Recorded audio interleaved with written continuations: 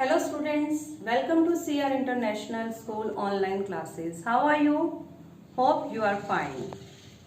देखिए बेटा, कल हमने अपना जो क्वेश्चन आंसर्स हम कर रहे थे चैप्टर नंबर 3 के, आज हम उससे और आगे लिखेंगे। हमारा क्वेश्चन नंबर कल 18 तक हो चुका था, आज हम करेंगे क्वेश्चन नंबर 19 और ये हमारा क्वेश्चन है घूर्णन गति के परिणाम लिखो। मतलब पृथ्वी जो घूर्णन करती है, अपने अक्ष पर घूम जाती है, जिसको पूरा करने में वो 24 घंटे का समय लेती है, हमें अब उसके परिणाम लिखने हैं। तो पहला परिणाम क्या हो गया? दिन और रात का बनना। पहला परिणाम हो गया कि पृथ्वी की घूर्णन गति के कारण दिन और रात बनते हैं, क्योंकि घूर्णन करते करते पृथ्वी का जो हिस्सा सूर्य के सामने आता है वहां पर दिन और दूसरे हिस्से में रात होती है।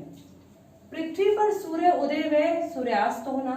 पृथ्वी पर सूर्य उदय और सूर्यास्त भी इसीलिए होता है क्योंकि सूर्य तो एक जगह पर फिक्स है और पृथ्वी का जो भाग सूर्य के सामने आता चला जाता है उधर सूर्य उदय होता है और जो भाग बैक साइड में जाता चला जाता है वहां पर सूर्यास्त हो जाता है। देखिए बेटा, क्वेश्चन नंबर 20, दक्षिणी गोलार्ध में उत्तरी गोलार्ध की अपेक्षा उत्तर एवं दक्षिण अयनांत अलग अलग समय में होता है, क्यों? कह रहे उत्तरी और दक्षिणी गोलार्ध में जो दोनों अयनांत है उत्तर और दक्षिण, वो अलग अलग क्यों होते हैं? दक्षिणी गोलार्ध और उत्तरी गोलार्ध विषुवत वृत्त के विपरीत दिशाओं में स्थित है।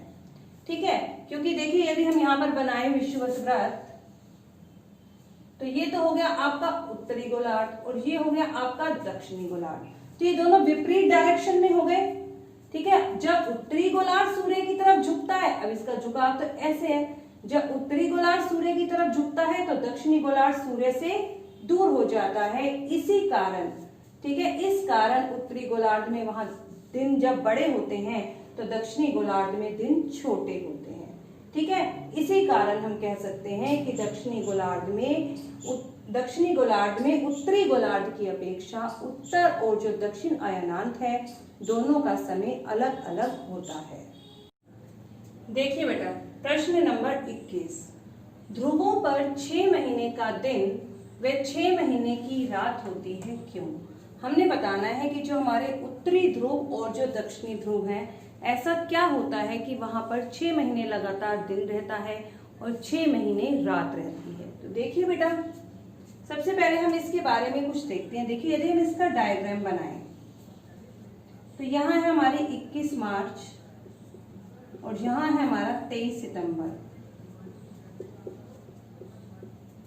और जो क्या होता है 21 मार्च से 23 सितंबर के बीच में जो हमारा उत्तरी गोलार्ध है, यदि हमें अर्थ बनाए तो हमारी अर्थ ऐसे झुक रही है ना, तो हमारा जो उत्तरी गोलार्ध है, ये हमारा उत्तरी गोलार्ध है, वो सूर्य की तरफ झुका है। यहाँ हमारा सन है, उत्तरी गोलार्ध सूर्य की तरफ झुका है, तो उत्तरी गोलार्ध के एक बहुत बड़े भाग ने सूर्य की रोशनी को और सूर्य की ऊष्मा को प्राप्त किया। इस कारण यहाँ पर उत्तरी ध्रुव पर हमारे क्या हुआ, 6 महीने का दिन हो गया और दक्षिणी गोलार्ध में 6 महीने की रात हो गई, क्योंकि इस समय दक्षिणी गोलार्ध सूर्य से दूर है। ठीक है, कितने महीने? 21 मार्च से 23 सितंबर, यानी कि 6 महीने तक। अब इसके विपरीत अगर हम चले, 23 सितंबर से 21 मार्च, फिर से 6 महीने हो गए। इसमें यदि हम पृथ्वी की स्थिति देखें तो यहाँ पर उत्तरी ध्रुव सूर्य से दूर है और जो दक्षिणी ध्रुव है वो सूर्य के पास है।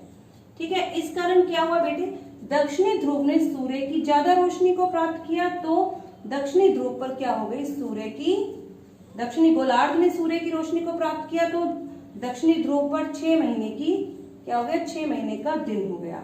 और जो उत्तरी गोलार्ध था वो सूर्य से दूर था, मतलब उत्तरी ध्रुव सूर्य से दूर था, तो उत्तरी गोलार्ध ने सूर्य की कम रोशनी को, कम ऊष्मा को प्राप्त किया, इसीलिए उत्तरी ध्रुव पर 6 महीने की रात हो गई। यही हमने अपने प्रश्न में किया। पृथ्वी अपने अक्ष पर झुकी हुई होती है, हमने देखा ना, हमने पृथ्वी को झुका हुआ बनाया। और 21 मार्च से 23 सितंबर तक, 21 मार्च से 23 सितंबर तक जो ये 6 महीने हैं, उत्तरी गोलार्ध का झुकाव सूर्य की ओर अधिक रहता है। उत्तरी जो गोलार्ध है वो सूर्य की तरफ ज्यादा झुका है। इस कारण क्या हुआ, उत्तरी गोलार्ध का बहुत बड़ा भाग सूर्य से ऊष्मा व रोशनी को पाता है। इस कारण उत्तरी गोलार्ध ने सूर्य से ज्यादा ऊष्मा और ज्यादा रोशनी को प्राप्त किया। अतः इस समय उत्तरी ध्रुव पर 6 महीने का दिन रहता है। इस कारण क्या हुआ, उत्तरी ध्रुव पर प्रकाश रहने लगा और उत्तरी ध्रुव पर 6 महीने का दिन हो गया, और वहीं उसके विपरीत दक्षिणी ध्रुव पर 6 महीने की रात हो गई। देखिए इसके विपरीत ये देखिए 23 सितंबर से 21 मार्च की स्थिति देखिए। इसके विपरीत 23 सितंबर से 21 मार्च तक दक्षिणी गोलार्ध का झुकाव सूर्य की ओर होने से, आप दक्षिणी गोलार्ध देख रहे हैं ना, आप सूर्य की तरफ झुक गया और उत्तरी गोलार्ध दूर हो गया।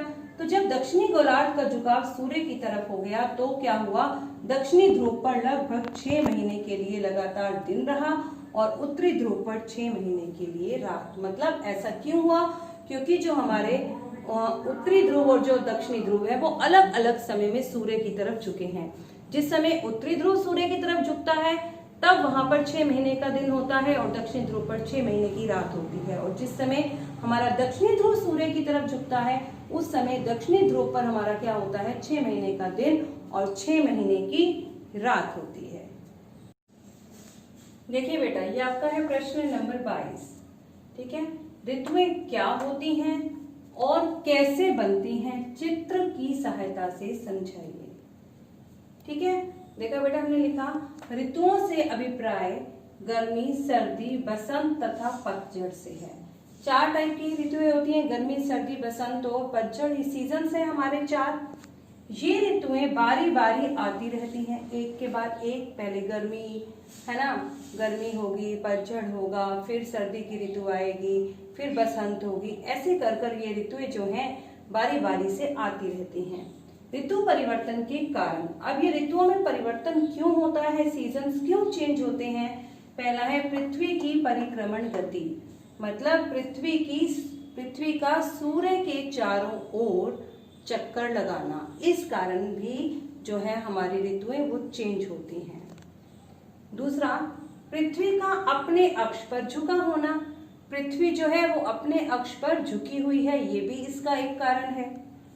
और तीसरा कारण है पृथ्वी का अपने अक्ष पर सदा एक ही दिशा में झुके होना, और जो हमारी पृथ्वी है वो अपने अक्ष पर तो झुकी है और उसके साथ साथ वो सदा एक ही दिशा में भी झुकी हुई है।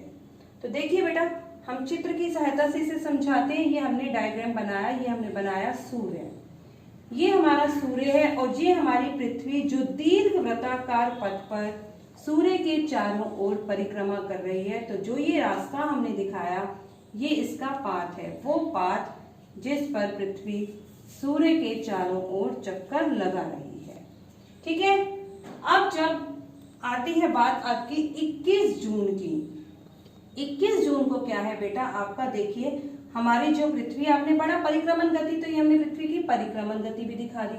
दूसरा हमने बोला पृथ्वी का अपने अक्ष पर झुके होना, तो आपने देखा हमारी पृथ्वी अपने अक्ष पर झुकी हुई है। और तीसरा हमेशा एक ही दिशा में झुके होना। आप देखिए यहाँ पर चाहे जून की स्थिति हो, चाहे सितंबर की हो, चाहे दिसंबर की या फिर मार्च की, हमारी पृथ्वी जो है एक ही डायरेक्शन में झुकी है। अब इस कारण कैसे ऋतु परिवर्तन हुआ वो देखिए। जब 21 जून की स्थिति हुई तो जो हमारा उत्तरी गोलार्ध था ना, ये जो हमारा उत्तरी गोलार्ध है ये सूर्य की तरफ झुका था, और सूर्य की तरफ झुकने के कारण इसके एक बहुत बड़े भाग ने, अगर मैं इसको डे एंड नाइट में विभाजित कर दूं तो आप देखिए इसके एक बहुत बड़े भाग ने सूर्य की रोशनी को प्राप्त किया, जिस कारण यहाँ पर क्या हुआ, ग्रीष्म ऋतु हो गई। कौन सी ऋतु हो गई यहाँ पर, ग्रीष्म ऋतु, यानी कि गर्मी की ऋतु हो गई। दिन बड़े हुए और रातें छोटी हो गई। इसके विपरीत जो दक्षिणी गोलार्ध था वो सूर्य से दूर था, और सूर्य से दूर होने के कारण दक्षिणी गोलार्ध के देखिए सिर्फ इतने से भाग ने, दक्षिणी गोलार्ध के बहुत कम भाग ने सूर्य की रोशनी को प्राप्त किया। इस कारण हमारे दक्षिणी गोलार्ध में दिन छोटे और रातें लंबी हो गई, और यहाँ पर ऋतु हो गई शीत ऋतु, यानी कि सर्दी की ऋतु। और इसके विपरीत जब हम देखते हैं 22 दिसंबर को, अब 22 दिसंबर को क्या हुआ, क्योंकि हमारी पृथ्वी तो एक ही दिशा में झुकी है, तो 22 दिसंबर को जो उत्तरी ध्रुव था, जो उत्तरी गोलार्ध था वो सूर्य से दूर हो गया, और जो दक्षिणी ध्रुव था वो सूर्य के पास हो गया। इस कारण क्या हुआ, दक्षिणी गोलार्ध में सूर्य की ज्यादा रोशनी को प्राप्त किया। देखो अगर मैं इसको डे एंड नाइट में हाफ पार्ट कर दूं तो आप देखिए इतना पार्ट तो हो गया आपके दक्षिणी गोलार्ध का। दक्षिणी गोलार्ध में सूर्य की ज्यादा रोशनी को प्राप्त किया तो यहाँ पर दिन बड़े हो गए और रातें छोटी, और यहाँ पर ऋतु हो गई ग्रीष्म ऋतु। इसके विपरीत उत्तरी गोलार्ध, देख रहे हैं आप ये वाला पार्ट, इसके बहुत कम पार्ट ने सूर्य की रोशनी को प्राप्त किया, जिस कारण यहाँ पर सर्दी की ऋतु हुई, दिन छोटे हुए और रातें लंबी हो गई। ये तो हो गई आपकी 21 जून और 22 दिसंबर की स्थिति। अब हम देखते हैं मार्च और सितंबर की स्थिति। इन दोनों तिथियों में 21 मार्च हो या 23 सितंबर, कोई भी गोलार्ध सूर्य की तरफ नहीं झुका है। देखिए आप, किसी भी गोलार्ध का झुकाव सूर्य की तरफ नहीं है।